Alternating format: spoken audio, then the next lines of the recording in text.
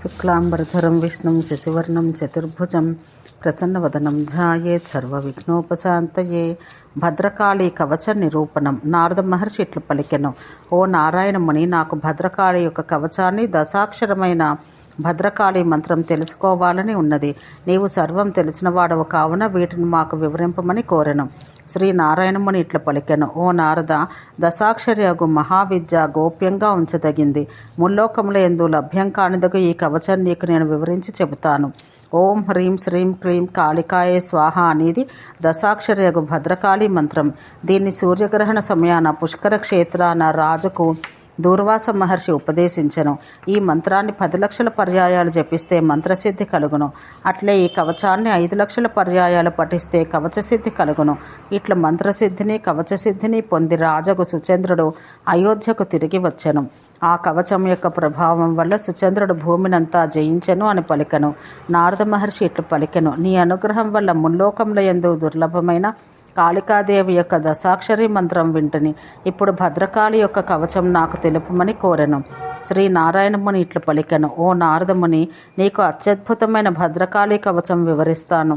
దీని పూర్వకాలాన శ్రీమన్నారాయణుడు త్రిపురాసుర సంగ్రామ సమయాన శివుడు విజయం పొందాలని అతనికి ఉపదేశించెను.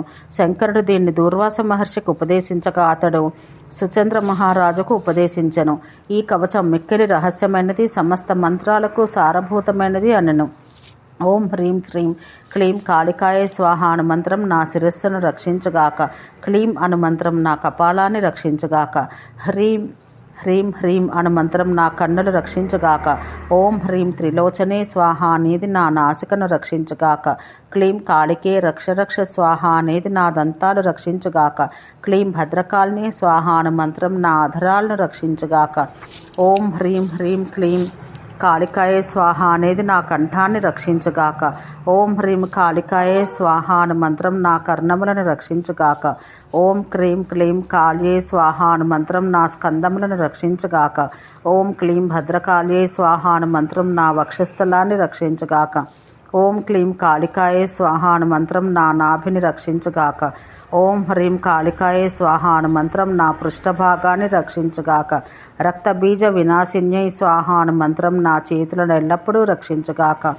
ఓం హ్రీం క్లీం ముండమాలిన్యై స్వాహ అను మంత్రం నా పాదాలను రక్షించుగాక. ఓం హ్రీం చాముండాయ స్వాహ అను మంత్రం నా సర్వాంగములు రక్షించుగాక.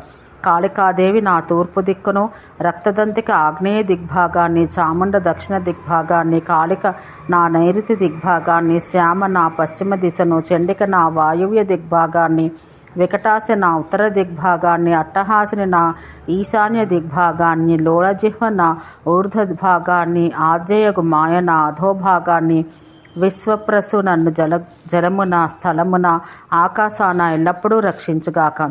ఓ నారద, ఈ విధంగా నీకు సమస్త మంత్రాల యొక్క సారభూతమైనది, సమస్త కవచాల యొక్క సారభూతమైన భద్రకాళి కవచం తెలిపితిని.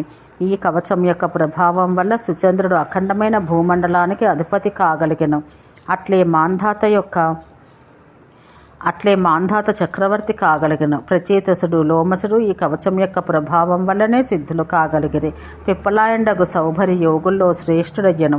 ఈ కవచం సిద్ధిస్తే అతడు సమస్త సిద్ధిగణాన శ్రేష్ఠుడగను. మహాదానాలు, సమస్త తపస్సులు, సమస్త వ్రతాలు ఈ కవచానికి 16వ అంశమైనా కాజాలవు. ఈ కవచాన్ని వదిలిపెట్టి జగన్మాతయకు భద్రకాళి మంత్రాన్ని 1,000,000 పర్యాయాలు జపించిన ఈ మంత్రం సిద్ధించదు అని పలికెను. ఓం శాంతి శాంతి శాంతి.